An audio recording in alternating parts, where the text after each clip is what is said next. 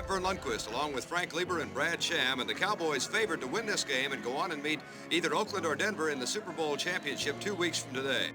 I just remember having this great sense of confidence. We can beat anybody. I mean, we really can. We can take the field, and if we're on, we can win. And Charlie Waters has got himself a piece of the record book with his third interception of the day.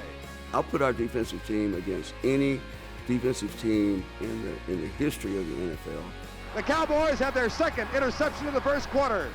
Those were all really, really, really good players. There were no rejects playing there. Intercepted by the Cowboys at the 25-yard line. Yeah, I think that was the best defense in Cowboy history. That away, okay, that's the boy. That's the way to go, okay? That's the way to go. That's Tatum. Landry always told us on defense, if you can hold your opponent to 17 points, we're going to win. Our attitude was, forget 17 points. We're going to shut people down. With the second overall selection in the 1975 draft, a pick that came courtesy of a trade that sent quarterback Craig Morton to the New York Giants, the Dallas Cowboys drafted University of Maryland star Randy White, the manster, half man, half monster. If you could say, okay, what player would you not want mad at you or to come after you? It'd be Randy White, because he is not only tough, he's big and fast, and he'll run you down and get you. There's a very small list of players I would pay to see play, and Randy White's at the head of that list. Relentless, unbelievable. Randy White was a force of nature, an absolute freak. White was at the top of a rookie class in 1975 that famously became known as the Dirty Dozen. Obviously, we had 12 rookies that are trying to rebuild that football team. But I think, we brought some enthusiasm to that team. We all played special teams, and nobody expected us to go anywhere. Having begun his pro career at middle linebacker before becoming a defensive tackle, White was joined by linebackers Thomas Henderson, Bob Brunig, and Michael Hegman, and defensive backs Randy Hughes and Rollie Woolsey. Together, they provided an immediate boost to a defense in transition. Wholesale changes were planned on being done by the Cowboys in 1975. And every one of these guys had an impact on the team. Many of the men who had laid the foundation for greatness on both sides of the ball were now gone. But the biggest loss was felt with the retirement of defensive tackle Bob Lilly, Mr. Cowboy. It was the play of a defense built around the leadership of Lilly that in the 1960s led local sports writer Gary Cartwright to come up with one of the most famous nicknames in all of sports, Doomsday. I remember very distinctly in the Cotton Bowl, and I was the only rookie to make the starting lineup, and Bob Lilly looked across the line at me and said, we're going to the Super Bowl this year, rookie, and I don't want you to do anything to mess it up. He said that, really did say it to me, and it showed the commitment that those guys had at that time. Entering his sixth year with the Cowboys in 1975, free safety Cliff Harris was now part of the team's veteran core. But even with the talent still on hand, expectations for the Cowboys heading into that season were admittedly low. We came off of a season that we didn't go to the playoffs. And so I think there's a lot of people saying, the Cowboy dynasty is gone. I remember the goal for the Dallas Cowboys the year that we had those 12 rookies made our football team. We're sitting around the table for several days, and this is what we came up with. For everybody to have a genuine appreciation for the contribution that everybody made. That was a goal. When you have 12 rookies make a team, you rebuild it in any sport.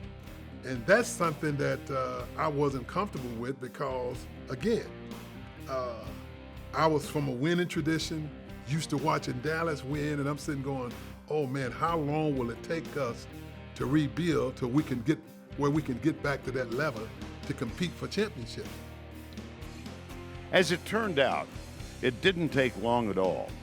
Dallas jumped out of the gate by winning its first 4 games on the way to a 10-4 record. The offense, led by Roger Staubach, averaged 25 points per game, but the revitalized defense gave up just 19. We kind of switched over to a whole new football team and after 75, and fortunately we still had a great coach, and we had a great team, and defense was a big part of it. We backed into the playoffs as a wild card team, and then we ended up winning enough games in the playoffs to get a chance to go to the Super Bowl. But the storybook season would come to an end in Super Bowl X, with the Cowboys losing to the Pittsburgh Steelers 21-17.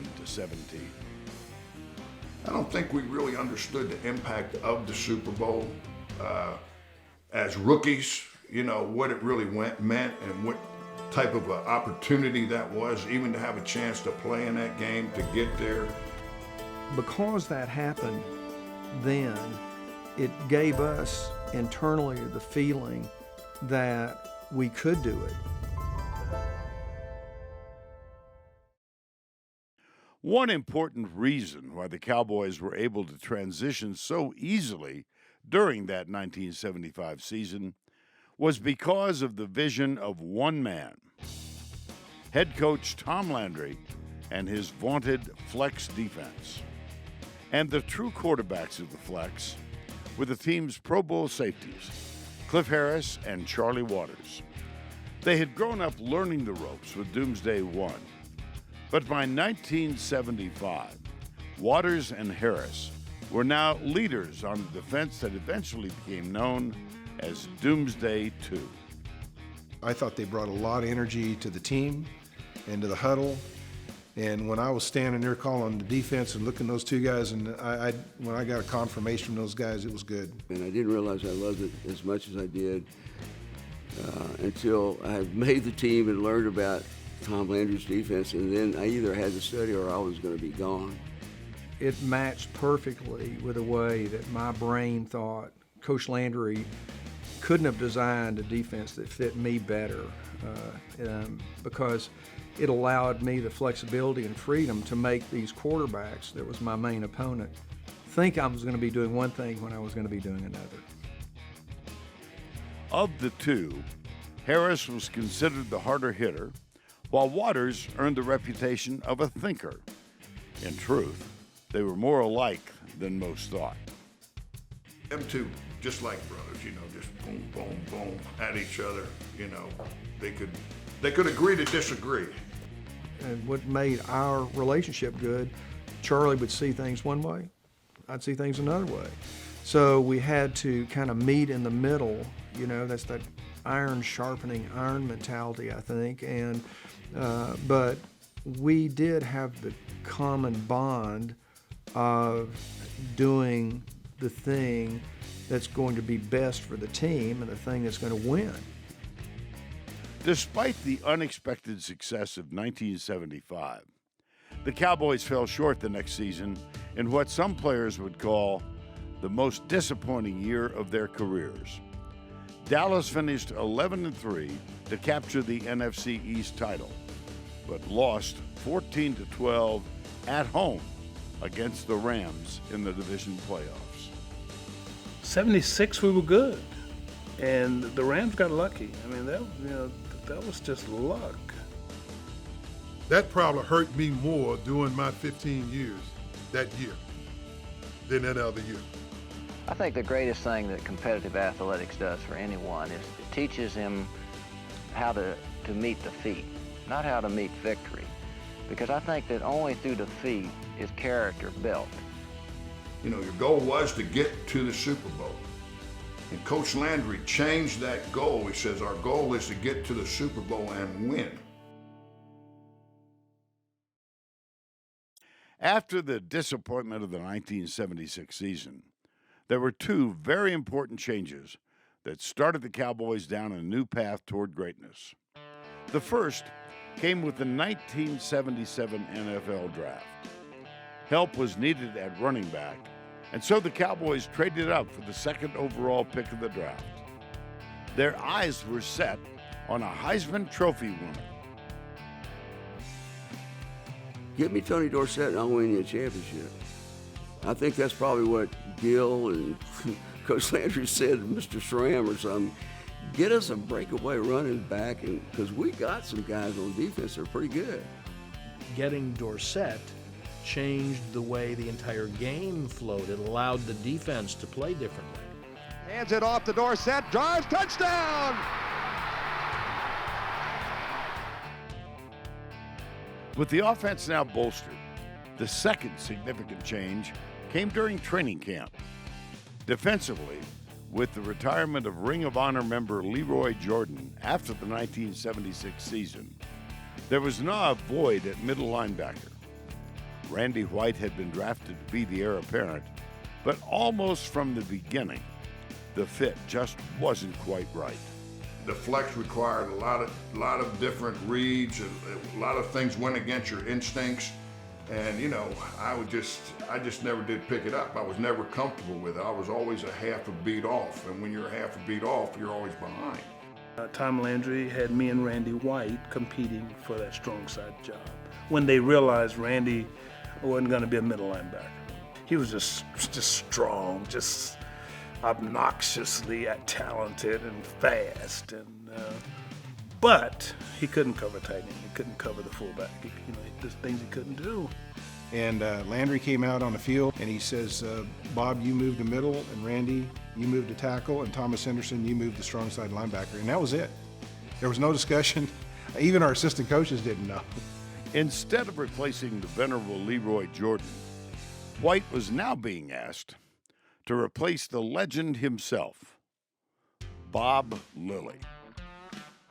It was a match made in heaven. When they moved me into the defensive line, it's kind of like they took the handcuffs off. Now I could go. And I think if you got a man that is just as mean as he is and as bad as he is, you get him as close to the quarterback as you can. He liked to just beat the guy in front of him and beat him to a pulp, and then beat the next guy that shows up. But White wasn't the only one dominating along the Cowboys' defensive line. In 1977, there may not have been a better player in the NFL than the late, great Harvey Martin. We drafted him in the third round, and one of the reasons that we drafted him, because he ran 4.6. He was a guy that was probably 235 pounds, which was big then, and he ran that fast. He was exceptional. Harvey was funny. He was always wanting to be around the scene, whatever was going on. He's just a great player. I'm coming to you on a pretty windy day here in a brisk, cold Dallas, Texas. And I guess you wonder why I call it the beautiful Harvey Martin Show today. 1, 2, 3, 4, 5, 6, 7, 8, 9, 10. Although sacks did not become an official NFL stat until the 1982 season, the Cowboys kept their own records. And in 1977, Martin was credited by the team with 23 sacks, which is more than the current NFL record of 22.5, set by the Giants' Michael Strahan in 2001. Harvey Martin was probably the best thing that could have happened to me, Harvey being on that team, and as being as competitive and as talented as he was. Because every game, I knew I had to bring my A game, otherwise I wouldn't be found nowhere in the stats. Led by their standout defensive line, the Cowboys finished first in total defense, with Dorsett living up to the billing as well by setting a Cowboys rookie record with 1,007 rushing yards. Dallas won the division by 3 games, finishing with a 12-2 record. That year of '77 was such a dominant year for us. We felt we had control. Everything was working right. Well, I think they were a year older, a year wiser, is what they were. So we had a lot of younger, under 25, so to speak, guys that really came into their own that year. Man, we just felt unbeatable that year. There was just a certain confidence that was just in the air that we were going to win. A confidence that carried over into the playoffs and Super Bowl XII. The game against the Denver Broncos, a team known as the Orange Crush, would be the first Super Bowl to be hosted in the Superdome. And this was the first Super Bowl appearance ever for Denver as well. The Cowboys, though, had been here before, and they knew the bitter taste of defeat. We're already veterans of the Super Bowl because we, collectively, we've lost one, Super Bowl X, and we didn't want that to happen again. That was awful, to be that close and lose a game. So I do remember we were really serious going into that game, and guys are working hard. There was a freshness, there was an uplift on the team mood. Needless to say, the Cowboys were ready. There was nothing that was going to stop them, particularly a Denver offense led by a former teammate, quarterback Craig Morton. Kind of a special treat. I'd like to introduce you fellas. Craig Morton, Roger Staubach. Roger, this is Craig Morton. Hello, Mr. Staubach. I've met Craig before, I believe. Have you met before? I didn't realize that. What I remember about that game in the locker room beforehand, just before we went out on the field, the whole room was just like, you could have heard a pin drop. And Coach Landry came in the room, he walked in the room, he says, okay, let's have a good game. And we went out there and boom, that was it. Craig had no chance. He just had no chance. There was no way he was going to salvage anything. If he called any pass play that went past 2.5 seconds, you were going to be on your back. And he was. We knew we had to pressure him, blitz him, make him throw before he's ready. And you don't win games with game plans, but I think the fact that we did pressure him, make him throw it before he's ready, I think that helped us. Well, I don't think the defense could have played any better. It was almost a perfect game. Offensively, we had a good game. We didn't make any mistakes, but we watched our defense take over. The Dallas defense indeed made life miserable for Morton, with the quarterback saying afterward, "They took away everything we had. Even when I audibled, their defense made an adjustment to the play I called." We wanted to blitz a lot against Craig because we knew Craig was not capable of moving very far.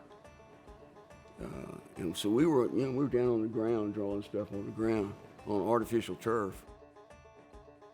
The Cowboys forced 8 turnovers in the game, with Morton throwing 4 interceptions, then a Super Bowl record. They also recorded 4 sacks. When Dallas opened up the scoring in the first quarter with a 1-yard touchdown run by Tony Dorsett, those on the Cowboys' defense knew victory was theirs. On the sideline, we just kind of looked at each other and said, guys, that's all we need. We're on the board. That's how strong we felt about our defense that year. We were ready. We were ready both physically and mentally. There was no way we were losing that game. It was coming together right at that moment and right through that season. And I think we had the motivation. We came into that game ready to we're going to beat anybody that showed up. The Cowboys eventually won the game handily, 27-10, behind a defense that held Denver to just 156 yards of total offense. With the constant pressure, Morton completed only 8 of his 25 pass attempts. When it came time to vote for the game's MVP honor, the press contemplated giving the award to the entire defense. In the end, they settled on the first and still only co-MVPs of the Super Bowl. I remember, Harbin coming up to me on the sidelines, giving me a hug. He says, we're the MVPs. But, when I won the MVPs, I thought it was a great honor, but, it's something I didn't dwell on or think about. I mean, Randy and Harvey just were playing out of their minds, and all the sacks and tackles for losses and big plays were being made. Randy Hughes had a great game, too. Morton is buried, lets it fly, intercepted. Cowboys pick it off at the 26-yard line. Hughes who was also a part of the Dirty Dozen class of 1975, helped the cause by recording 1 interception and recovering 2 fumbles in the win. The biggest memory I have is that as great as Harvey Martin and Randy White were in being co-MVPs, I really felt like Randy Hughes was the MVP of the Super Bowl. We could have had several MVPs in that game, but it's just that we were clicking on all cylinders and having fun. That fun extended long into the night with a celebration for the ages.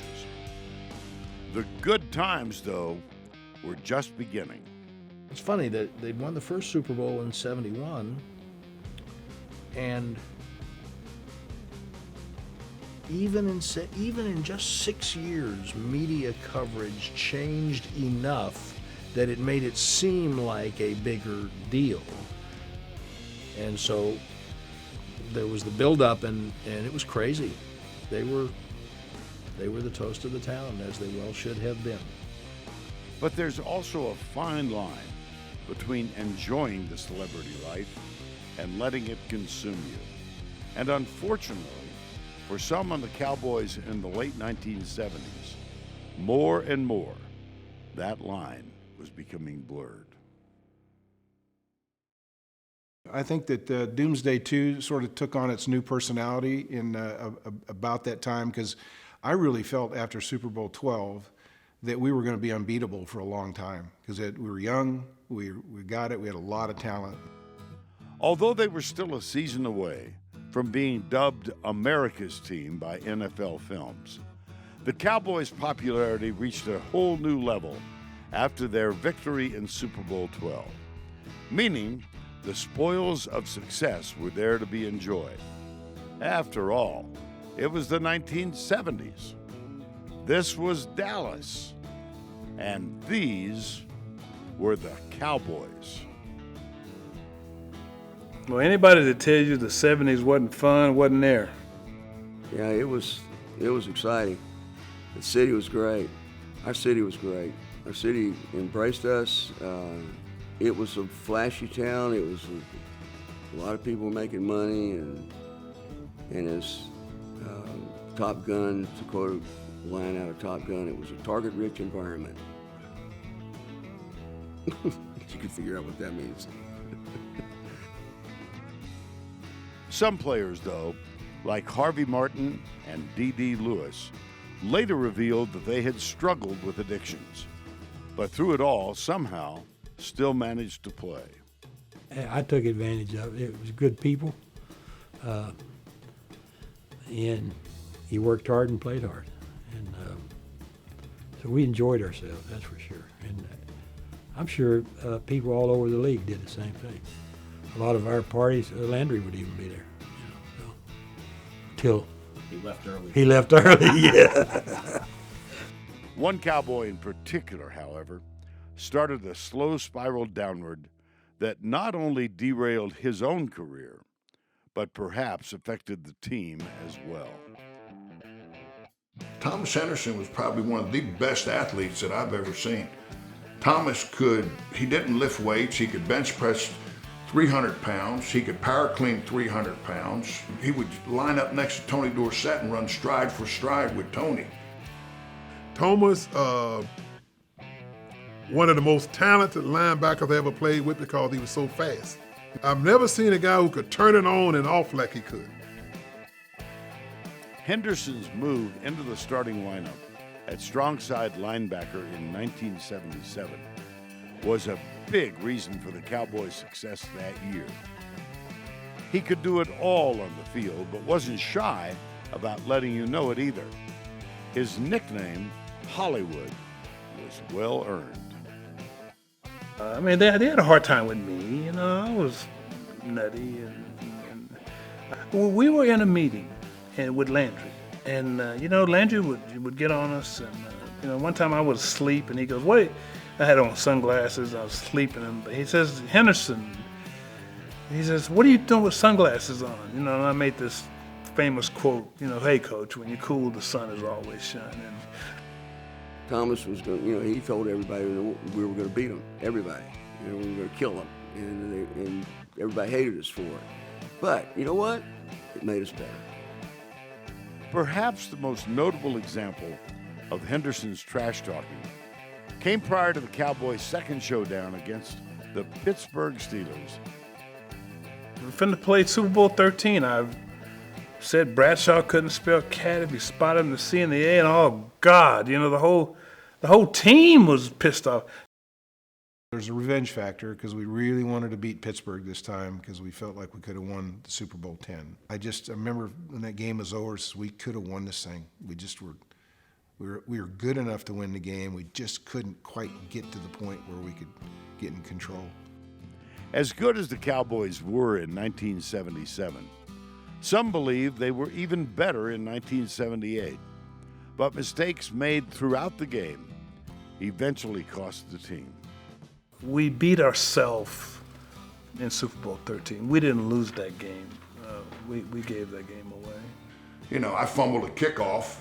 You know, Coach Mike Ditka puts me in the wedge. I got a broken thumb. I got this finger taped to my hand. I pick the ball up. I think I'm back in high school in my running back days. Start running, get hit, fumble the ball. They pick it up. Next play, Franco Harris runs 32 yards for a touchdown. Yeah, that won't haunt me forever. The biggest mistake, of course, was the drop pass by tight end Jackie Smith in the end zone. Instead of tying the game at 21 in the third quarter, Dallas had to settle for a field goal. The momentum clearly shifted. The Cowboys soon found themselves down by 18 points in the fourth quarter. And although they came storming back, they eventually lost 35-31.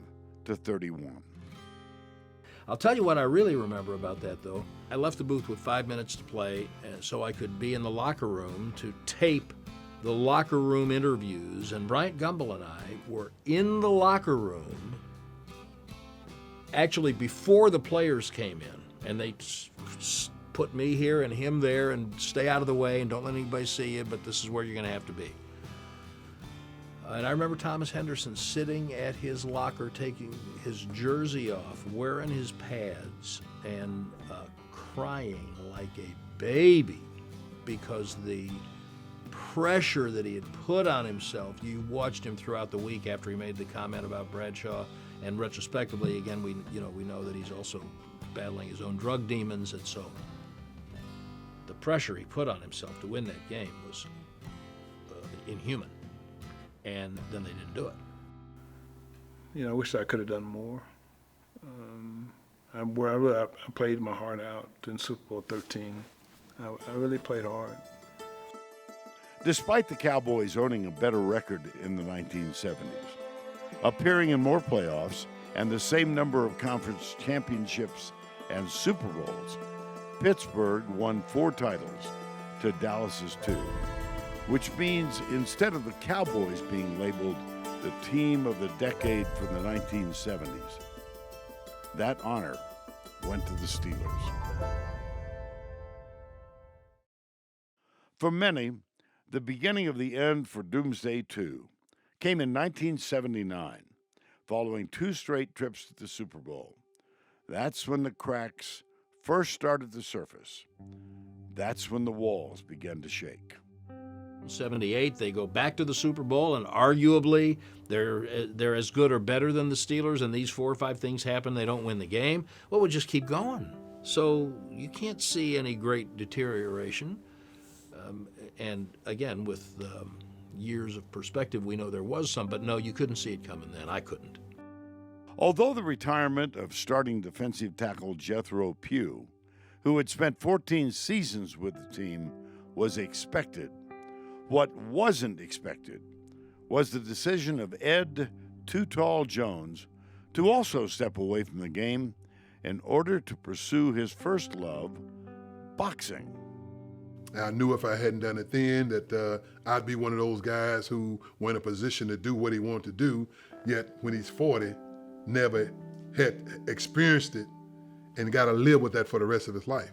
That I didn't want. And I was also pursuing something that was number one in my heart. I was upset. I was happy for Ed because, you know, that's what he wanted to do. He loves boxing.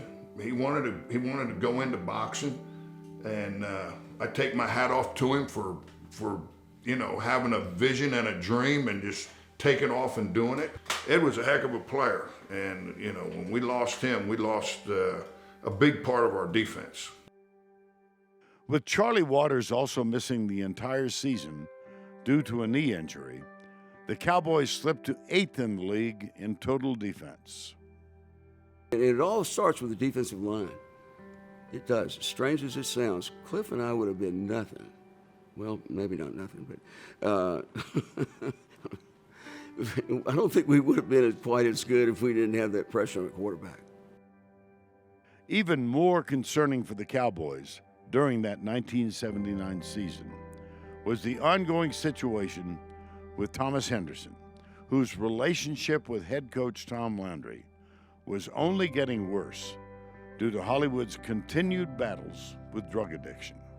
Thomas, as we now know, was really losing the battle with cocaine. And so he said a lot of things, and it made him more volatile in the locker room. Caught it with a lot of us.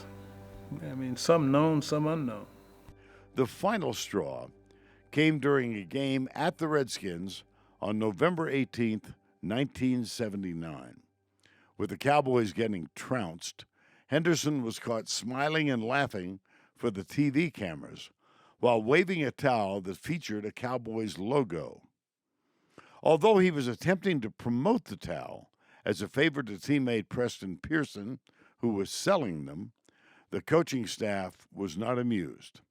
The next day, the Monday before Thanksgiving, Henderson was summoned to Landry's office.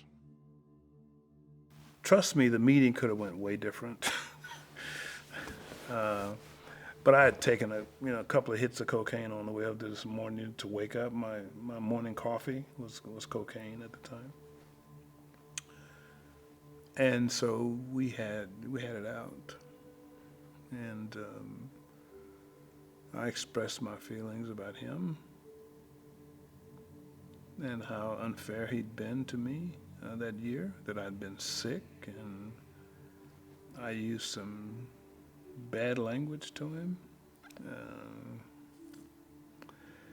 So, to Cowboy fans and to anybody who wants to know what happened between me and Tom Landry, that meeting could have went so much better if I'd have been humble and made a better case instead of me. But me, I was vulgar and arrogant and confrontive. Thomas Henderson never played another game for the Cowboys. I wish he was in the Hall of Fame, because had he been able to hold it together and made the Hall of Fame, it's possible he would have won one or more two of those NFC championships and won another Super Bowl. Whatever. He had that much ability to impact the team. He was a difference maker. I just wish he would have just kept it straight for about 3 or 4 more years, so we could have won 3 or 4 more championships, because he could dominate a game if he wanted to. They lost that little piece that we had going, that Doomsday II cohesiveness that we had. I bought a little extra to that, just enough to make it great, I think. I think without me, they were good, but with me, they were great. That's pretty arrogant, isn't it? Still, in a further example of Henderson's troubles, there's the infamous story from that offseason when Hollywood returned to the Cowboys' locker room for a workout and got into an altercation with Randy White. I'm just going to let you guess who won. I mean, Randy White could beat anybody, it doesn't matter. Was like Randy's little brother. I always told him I was going to kick his butt. And, you know what I mean? I was always, messing with Randy. Thomas is making a lot of chatter. Next thing we know, we look around, Randy done stuffed Thomas in a locker. So I was one of the first ones over there to pull Randy off him. And I looked at Thomas, I said, why would you pick on the strongest guy in the league? Why do you think we call him master, half man, half monster? And Thomas looked up and flashed a smile and said, yeah, he is pretty strong, isn't he? You know, Thomas was a good guy. You know, he and I had a couple altercations along the way, but I always liked Thomas, you know, still do. You know, great teammate, a lot of ability. You know, had Thomas Henderson not had some of the issues that he did, I think Thomas Henderson would have been a Hall of Fame football player. Henderson eventually hit rock bottom, but overcame his addictions and has been clean and sober for more than 3 decades. Well, I'd lost the best job in the world. It really broke. I was like a plate dropped on a concrete floor. You know, 1,000 pieces. That morning, that Monday morning before Thanksgiving, 1979, was brutal to me. In the office tower, office. Yeah, Central? yeah. What'd you do afterwards? Cocaine. Really? Yeah. Satisfied with his boxing stint, Too Tall Jones came back to the team in 1980 after going 6-0 with 5 knockouts as a heavyweight. But on the flip side, gone now was Cliff Harris, one of the leaders of the defense, the team's hard-hitting safety, having decided to pursue his business interests. I retired at the same time Roger Staubach did. You know, I think that Roger's retirement and mine combined at the same time, I mean, I think it may have had some impact on the team. Indeed, the biggest overall blow came with the retirement of future Hall of Fame quarterback, who, despite coming off perhaps the best season of his career statistically, was riding off into the sunset. Doomsday II fizzled pretty much when Cliff retired. He retired in 1980. He played 10 years. And then we went out there and we made the playoffs the next 2 years. But Doomsday was different. I'd like to think that because I retired, the thing fell apart, but I don't think I was that good. Over the next 3 seasons, the Cowboys would reach the NFC Championship game in each. But during that same stretch, the team ranked 17th in total defense in 1980, 20th in 1981, and 11th in the strike-shortened season of 1982. When you start losing talent, you know, that hurts you. That hurts you because you got to have talent. You know, the flex defense was designed, you know, if everybody did their job and kept their gap, we could stop just about anybody. But, you know, then when you get guys without the experience in there also, now that hurts you.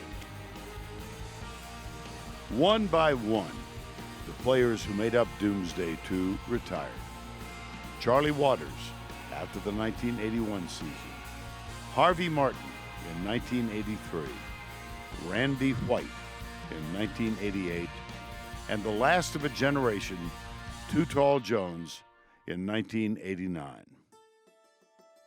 The aura, the intimidation, the dominance of Doomsday II was no more. We had a great group of guys that had a lot of ability, that understood the defense and understood. We had great coaches. We actually expected to win all those games. I won a world championship as a Dallas Cowboy. Nobody can take that away from me. I don't give a damn what else I do or did. Still today, though, Doomsday II remains perhaps unmatched in Cowboys history.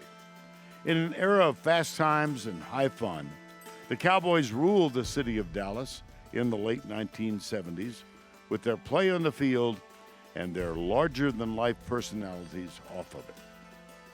I'm proud of how hard guys worked, because we had some very talented players at pretty much every position on that team. But talent alone don't win ball games. Their work ethics, the way they took film home and studied, in practice, how intense our practice was. There's a price you have to pay for greatness, and those guys did.